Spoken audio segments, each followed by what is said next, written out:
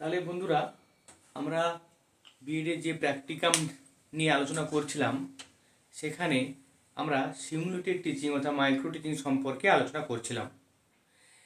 আগের যে ভিডিওগুলো আমি দিয়েছিলাম সেখানে কতগুলি উপাদান অর্থাৎ কতগুলি স্কিল সহ আমি ব্যাখ্যা করেছিলাম। আজকে তোমাদের কাছে যে স্কিলটা নিয়ে আলোচনা করব দেখতেই পাচ্ছ, আজকে উদাহরণ সহকারে ব্যাখ্যাদান অর্থাৎ ইলাস্ট্রেশন। এক্সপ্লেনেশন এবং ইলাস্ট্রেশনের মধ্যে একই রকম জিনিস রয়েছে, কিন্তু কিছু পার্থক্য রয়েছে। ইলাস্ট্রেশনের ক্ষেত্রে আমরা সহজ ও কঠিন উদাহরণের সাহায্যে জিনিসটা বোঝাবো, তাই এটা উদাহরণ সহকারে ব্যাখ্যাদান হয়েছে, তাই এটা ইলাস্ট্রেশন দক্ষতার নাম। আমরা সেটা আলোচনা করব।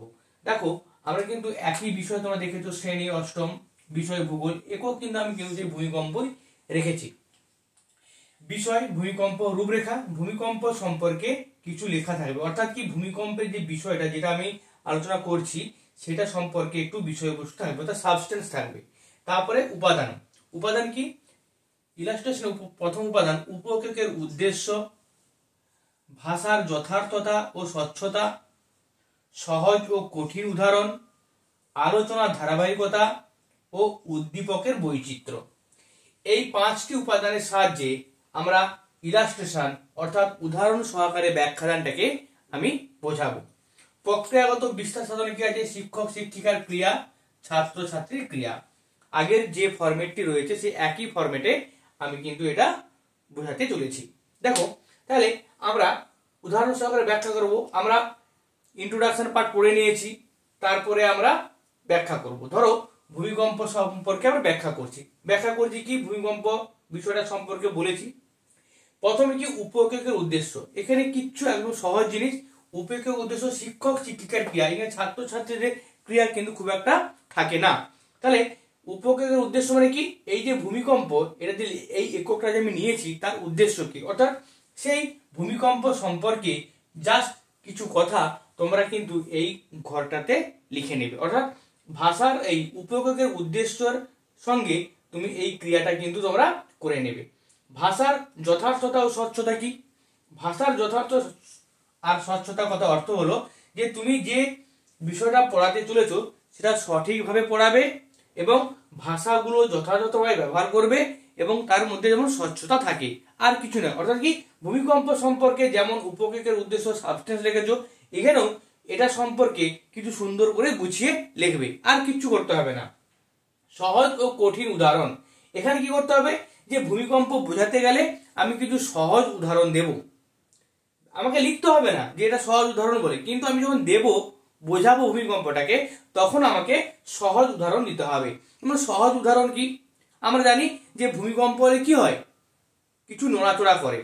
তো গ্রাম বাংলায়, আমরা যেহেতু গ্রাম বাংলায় বাস করি বা যদি শহরেও থাকি, কিছুক্ষণ দেখবে যে বেশিরভাগ গ্রাম বাংলায় আমাদের পুকুর পাড়ে বাড়ি থাকে, দেখবে পুকুরের জলটা কি হয় আস্তে আস্তে দোলাচল করে, অর্থাৎ উপর দিকে একবার আসে একবার ভাটার মতো টানে নিচের দিকে নেমে যায়।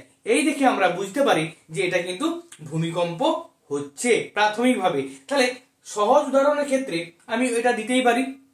কঠিন উদাহরণের ক্ষেত্রে কি হবে? কঠিন উদাহরণের ক্ষেত্রে যে ভূতাত্ত্বিকগত যদি কোনো পরিবর্তন হয়, যেমন কিছু নদীর গতি পরিবর্তন হয়েছে ভূমিকম্পের ফলে, তাহলে এটা হচ্ছে ভূতাত্ত্বিকগত পরিবর্তন কার? ভূমিকম্পের ফলে। এটা হচ্ছে কঠিন উদাহরণ। তাহলে এখানে একটা সহজ উদাহরণ দেবে, একটা কঠিন উদাহরণ দেবে। তাহলে সেখানে ছাত্র ছাত্রীদের ক্রিয়া কি হবে? অবশ্যই বুঝতে পারবে, বলতে পারবে যে তোমরা এটা বুঝতে পেরেছো। অর্থাৎ কঠিন উদাহরণের সাহায্যে ভূমিকম্পটাকে বোঝালাম একবার ভূতাত্ত্বিক উপাদানের সঙ্গে ভূতাত্ত্বিক গঠনগত বিপর্যয়ের ফলে পরিবর্তনের ফলে আমরা ভূমিকম্পটা বুঝালাম। অর্থাৎ এটা কি বুঝালাম? ভূমিকম্পের ফলে কি হয়। কঠিন উদাহরণটা বুঝালাম ভূমিকম্পের ফলে কি হয়, আর ভূমিকম্প কিভাবে আমরা শনাক্ত করবো কিভাবে হচ্ছে সেটা বোঝাতে গেলে আমি সহজ উদাহরণটা ব্যবহার করলাম, ওই পুকুরের উদাহরণটা। ব্যাস, এটা সম্পর্ক পুরো কমপ্লিট। আলোচনা ধারাবাহিকতা ও প্রাসঙ্গিকতা, তারপরে কি আছে যে তুমি কিভাবে ভূমিকম্পটাকে আস্তে আস্তে ধাপে ধাপে ধাপে পড়াচ্ছ। অর্থাৎ কি প্রথমে বললে ভূমিকম্প কাকে বলে, ভূমিকম্পের কারণ কি, তারপরে ভূমিকম্পের কেন্দ্র উপকেন্দ্র বুঝালে, তারপরে তুমি ভূমিকম্পের শ্রেণীবিভাগ তরঙ্গের শ্রেণীবিভাগ তুমি বললে যে পি তরঙ্গ, এস তরঙ্গ, এল তরঙ্গ।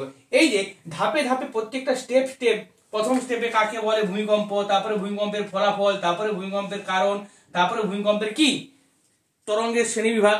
তুমি যেভাবে সাজাবে, এটা আমার মতো করে নয়, তুমি ভূমিকম্পটাকে পড়াতে গেলে যেভাবে সাজাচ্ছ, যে আমি প্রথমে এটা বলবো, তারপরে এটা বলবো, তারপরে এটা বলবো, তুমি সেভাবেই এটা কিন্তু তুমি সাজাবে। এটাকে বলে আলোচনার ধারাবাহিকতা ও প্রাসঙ্গিকতা।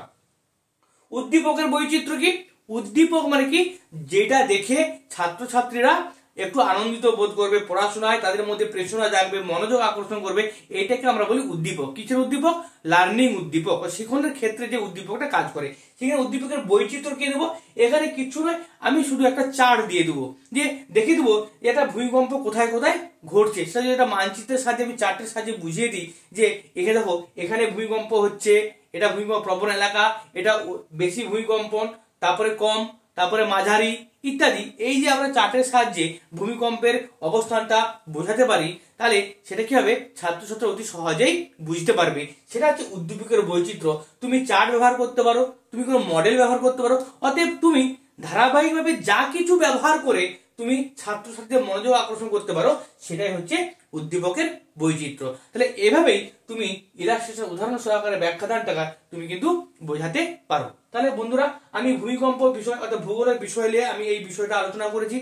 তোমরা ভূমিকম্প বাদ দিয়ে বৃষ্টিপাত করতে পারো, বা অন্যান্য সাবজেক্টে সালোক সংশ্লেষ, শোষণ ইত্যাদি যে কোনো বিষয় নিয়ে তোমরা কিন্তু এই ইলাস্ট্রেশনটা খুব সহজেই কিন্তু ব্যাখ্যাদান যে প্রক্রিয়াটা, উদাহরণ সহকারে ব্যাখ্যাদান যে স্কিলটা, অতি সহজেই তোমরা কিন্তু ডেমনস্ট্রেশন করতে পারো, এবং খাতায় সুন্দরভাবে এই ছকের সাহায্যে লিখে এই কাজটা তোমরা করতে পারো।